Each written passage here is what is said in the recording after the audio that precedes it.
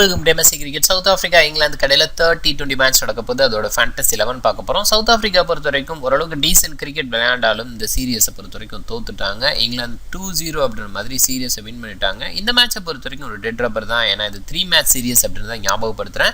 இந்த dead rubber அப்படின்றனால ரெண்டு டீம் சைடும் சில சேஞ்சஸ் பண்ணுறதுக்கான வாய்ப்பு இருக்குது. பிச் ரிப்போர்ட் அப்படின்னு பார்க்கும்போது நியூலாண்ட்ஸ் கேப்டவுனில் தான் இந்த மேட்ச் நடக்க போகுது. இந்த பிச்சை பொறுத்த வரைக்கும் ஃபர்ஸ்ட் மேட்ச் விளையாண்ட அதே பிச்சு யூஸ்டு ட்ராக் அப்படின்ற அந்த ஒரு விஷயத்த நம்ம புரிஞ்சுக்க வேண்டிய அவசியம் இருக்குது.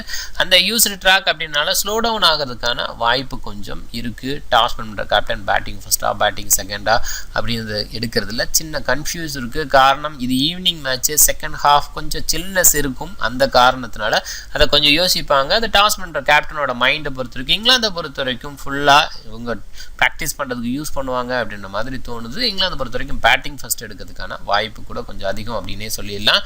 டீம் நியூஸ் அப்படின்னு பார்க்கும்போது சவுத் ஆப்பிரிக்கா பொறுத்த வரைக்கும் டெம்பா பாவமா குவிண்டன் டிகாக் ஓப்பன் பண்ணாங்க. இன்றைக்கும் அப்படி தான் இருக்கும் அப்படின்ற எதிர்பார்ப்பு இருக்குது. டெம்பா பாவமா பொறுத்த வரைக்கும் 2 மேட்சுமே ஸ்மாராக தான் விளையாண்டுருக்காரு. குவிண்டன் டிகாக்குமே கூட ஓரளவுக்கு பரவாயில்ல அப்படின்னு தான் சொல்லலாம். சூப்பராக விளையாண்டார் அப்படின்னு சொல்ல முடியாது. அவரோட லெவலுக்கு விளையாடலை.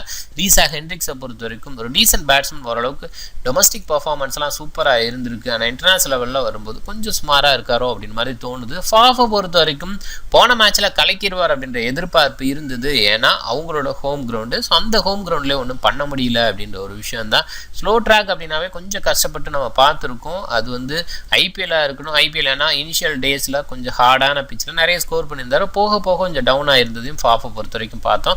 ஸோ அந்த மாதிரி ஒரு விஷயம் தான் ஃபாஃபை பொறுத்த வரைக்கும் சொல்லலாம். இந்த பிச்சில் எப்படி விளையாடுவார் அப்படின்னு பார்க்க வேண்டியது இருக்குது. ரசீவ் ஆண்டர்சன் பொறுத்த வரைக்கும் ஒரு டீசென்ட் பேட்ஸ்மேன், ஓரளவுக்கு நல்லா விளையாடுற அப்படின்னு சொல்லலாம். ஸ்லோ டவுன் ஆகுது, ஸ்பின்னர்ஸ் இந்த மாதிரி விஷயம் எந்த மாதிரி இருந்ததுன்னா கண்டிப்பாக நல்லாவே விளையாடுவார். ஹென்ரிச் கிளேசன் பொறுத்த வரைக்கும் ஒரு டீசென்ட் பேட்ஸ்மேன் இருந்தாலும் டவுனில் தான் இறங்குறார் அப்படின்னு பார்க்கலாம். சில நேரத்தில் பவுல் பண்ணுறது கூட வாய்ப்பு இருக்குது அப்படின்னு பார்க்கலாம்.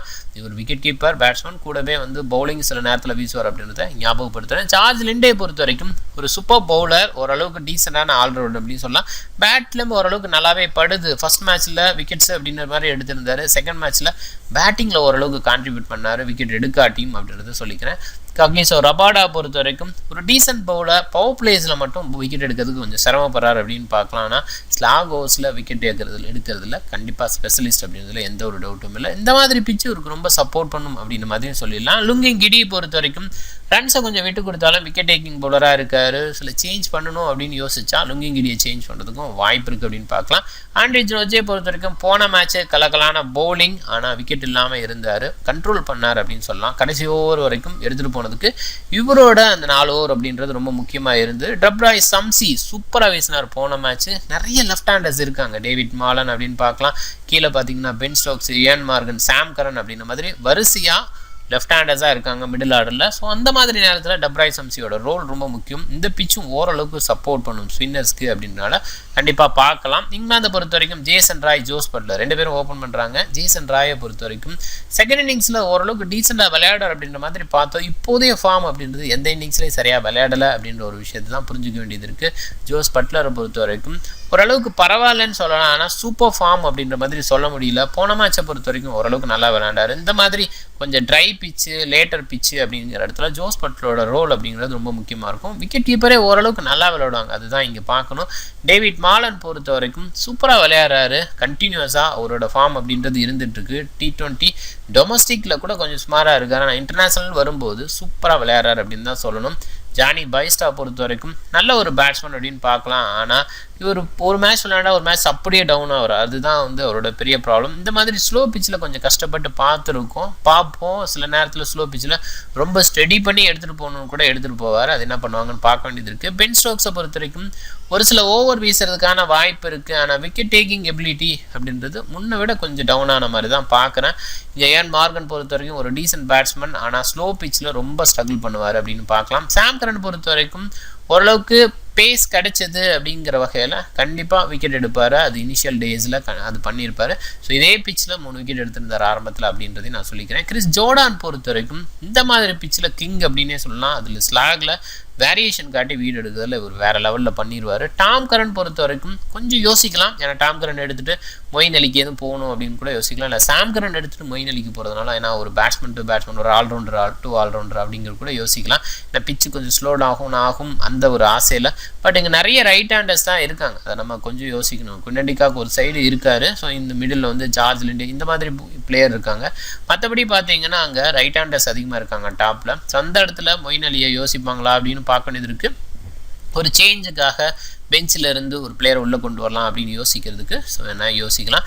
சாம்பிளிங்ஸை கூட எந்த இடத்துலையாவது யோசிக்கிறதுக்கும் வாய்ப்பு இருக்குது, பார்ப்போம். ஏன்னா சாம்பிளிங்ஸை பொறுத்த வரைக்கும் சூப்பர் பிளேயர், நல்லா விளையாண்டுட்டு வராரு.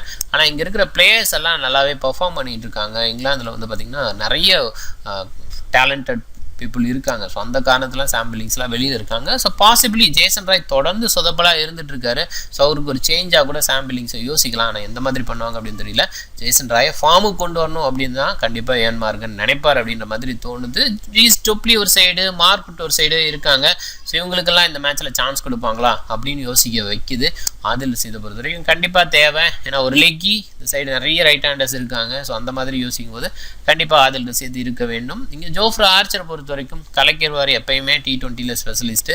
இந்த மாதிரி பிச்சிலலாம் கண்டிப்பாக வேரியேஷன் காட்டி வீடு எடுக்கிறதுல கலைக்கிடுவார் அப்படின்னு பார்க்கலாம். இங்கே கேப்டன் வைஸ் கேப்டன் அப்படின்னு பார்க்கும்போது கண்டிப்பாக வந்து குவிண்டன் டி காக் தான் நிறைய பேர் ட்ரை பண்ணியிருக்காங்க. ஸோ அதுக்கப்புறம் ஃபாஃபை வந்து ட்ரை பண்ணியிருக்காங்க. இந்த சைடை பொறுத்த வரைக்கும் இந்த சைடில் டேவிட் மாலன் ஓரளவுக்கு, அதே மாதிரி ஜானி பைஸ்டா நிறைய பேர் ட்ரை பண்ணியிருக்காங்க. பென் ஸ்டோக்ஸ் நடுவில் ஆல்ரவுண்டர் இருக்கனால அவரையும் கூட ட்ரை பண்ணியிருக்காங்க. ஸோ என்னோட சாய்ஸ் அப்படின்னு சொல்லி பார்க்கும்போது ரிஸ்கி கேப்டன் அப்படின்னு பார்க்கும்போது டெம்பா பாவுமா டாப்பில் இருக்கார். ஈசா ஹென்ட்ரிக்ஸ் பார்க்கலாம். ஸோ ஏன்னா ஓரளவுக்கு டீசெண்டாக அடிச்சிட்டார் அப்படின்னு சொன்னால் கண்டிப்பாக நல்ல ஒரு லெவலுக்கு போகலாம் அப்படின்ற அந்த ஒரு விஷயத்தினால ஜேசன் ராய் ஒரு சூப்பர் சாய்ஸ் அப்படின்னு சொல்லி பார்க்கலாம். ரிஸ்கி கேப்டன் சாய்ஸுக்கு ஜோஸ் பட்லர் ஒரு சூப்பர் சாய்ஸ் ரிஸ்கி கேப்டன். ஏன்னா விக்கெட் கீப்பர் அடிஷனலாக இருக்கார். இந்த மாதிரி பிச்சில் பெட்டராக விளையாடுறதுக்கான வாய்ப்பு இருக்குது. ஸோ என்னோட பெஸ்ட் கேப்டன் அப்படின்னு சொல்லி பார்க்கும்போது இந்த டீமை பொறுத்த வரைக்கும் ஜோஸ் பட்லர் தான் நான் சொல்லுவேன். டேவிட் மாலன் ஒரு சைடு நல்லா விளையாடுறதுக்கான வாய்ப்பு இருக்குது. வைஸ் கேப்டன் ரேஞ்சுக்கு அவரை கொஞ்சம் யோசிக்கலாம் அப்படின்னு தான் நான் நினைக்கிறேன்.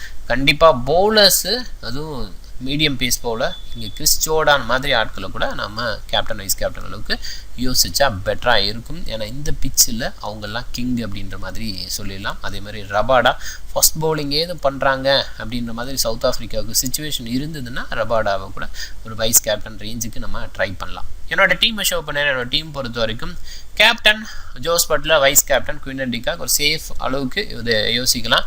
இங்கே வந்து ரபாடா கூட வந்து நீங்கள் நொஜேவோ இல்லை வந்து எனி அதர் பவுலர் அப்படிங்கிற மாதிரி யோசிக்கிறீங்க அப்படின்னு சொன்னால் கிடி இப்படிலாம் யோசிக்கிறீங்கன்னா இருக்கிற பட்சத்தில் கொஞ்சம் சேஞ்ச் பண்ணி பார்க்கலாம். ஃபர்ஸ்ட் பவுலிங்காக இருக்கிற பட்சத்தில் அதே வந்து இங்கிலாந்து ஃபர்ஸ்ட் பவுலிங்காக இருந்தால் இந்த டீம் ஓரளவுக்கு பெட்டரான ஒரு டீமாக இருக்கும். ஏன்னா ஆதில் ரஷீதை பொறுத்த வரைக்கும் இந்த இனிஷியலில் விக்கெட் எடுக்கிறதுக்கான வாய்ப்பு இருக்குது. செகண்ட் ஹாஃப் கொஞ்சம் பால் வந்து கிரிப் பண்ணுறது கூட கொஞ்சம் கஷ்டமாக இருக்கலாம். ஸோ அந்த மாதிரி நேரத்தில் இன்னும் ஸ்லோ அப்படின்ற இடத்துலலாம் ஆதில் ரஷீத் நிறைய பண்ணியிருக்காரு, அதையுமே பார்க்கணும். இங்கிலாந்தில் பார்த்தீங்கன்னா அந்த மாதிரி ஃபேக்டர்ஸ்லாம் நல்லா பவுல் பண்ணியும் பார்த்துருக்கோம். ஸோ அதனால் அது பெரிய இன்டர்நேஷ்னல் லெவலில் நல்லாவே பண்ணிகிட்டு இருக்க ஒரு பவுலருக்கு பெரிய ப்ராப்ளமாக இருக்குமோ அப்படின்ற மாதிரி இதை யோசிக்க தேவையில்லை. ஸோ அதனால் ஆதில் ரஷீத்தை கூட எடுத்துக்கிட்டால் பெட்டராக இருக்கும். இன்னும் கூட சம்சி யாரையாவது ரீப்ளேஸ் பண்ணிவிட்டு பென் ஸ்டோக்ஸை ரீப்ளேஸ் பண்ணிட்டு கூட கொஞ்சம் யோசிக்கலாம். ஆனால் பென் ஸ்டோக்ஸை பொறுத்த வரைக்கும் டக்குன்னு பவுல் பண்ண விட்டாங்கன்னா விக்கெட் எடுத்துட்டாருன்னா வம்பாயிரும். ஸோ நிறைய பேர் எடுத்திருக்காங்க. அந்த ஒரு காரணத்தினால ஜார்ஜ் லிண்டே மிடில் கொஞ்சம் தேவைப்படுற மாதிரி இருக்கிறதுனால அவர் எடுத்து தான் ஆகணுங்கிற மாதிரி சுச்சுவேஷன் இருக்குது. ஏன்னா பேட்டிங்கில் கொஞ்சம் வந்த உடனே கொஞ்சம் ஸ்கோர் அடிச்சிடறாரு. அதே நேரத்தில் 4 ஓவர்ஸும் வீசுறாரு அப்படின்ற அந்த ஒரு விஷயத்தினால லெஃப்ட் ஆர்ம் ஸ்பின்னர் அப்படின்றதுனாலையும் நம்ம எடுத்துக்கிட்டால் பெட்டராக இருக்கும் அப்படின்னு நினைக்கிறேன். இந்த ரசி வாண்டர்டர்சன் மேலே ஸோ ஒரு பிளேஸில் வேணால் வேறு யாராவது யோசித்து பார்க்கலாம், ஜேசன் ராய் இந்த மாதிரி இடத்துல. ஆனால் ரசி வாண்டர்டர்சன் இந்த மாதிரி ஸ்லோ பிச்சில் கடைசி வரைக்கும் எடுத்துகிட்டு போவார். போன மேட்ச்லேயே அதை பார்த்துருக்கலாம். ஸோ அந்த விஷயம் வந்து அவர்கிட்ட இருக்கிற ஸ்பெஷல் அப்படின்னே சொல்லிடலாம். அதனால் அவர் இருக்கிறதுக்கு தான் பெட்டராக இருக்கும் அப்படின்னு பார்க்கலாம். இல்லை ரசி வாண்டர்டர்சன் பிளேஸில் இந்த பவர் பிளேஸில் ஓரளவுக்கு ஸ்கோர் பண்ண முடியும் அப்படின்னால டெம்பா பாவ் மாதிரி ஹென்ட்ரிக்ஸ் மாதிரி பிளேயர் எடுக்கிறதுனாலும் எடுத்துங்க. அது உங்கள் சாய்ஸுக்கு நம்ம யோசிக்கலாம். ஸோ டீமை பொறுத்த வரைக்கும் சின்ன விஷயங்களை யோசிச்சு எவ்ரி பிளேயர் இண்டிவிஜுவல் பிளேயரை யோசிச்சு எடுத்திங்கன்னா கண்டிப்பாக உங்களோட சக்ஸஸ் கிடைக்கும் அப்படின்றதோட இந்த வீடியோ முடிச்சுக்கலாம். இந்த வீடியோ பிடிச்சிருந்தா லைக் பண்ணுங்கள், உங்கள் ஃப்ரெண்ட்ஸுங்களுக்கு ஷேர் பண்ணுங்கள், உங்கள் கமெண்ட் செக்ஷனில் போஸ்ட் பண்ணுங்கள், சேனலை சப்ஸ்கிரைப் பண்ண மறக்காதீங்க. மிக்க நன்றி.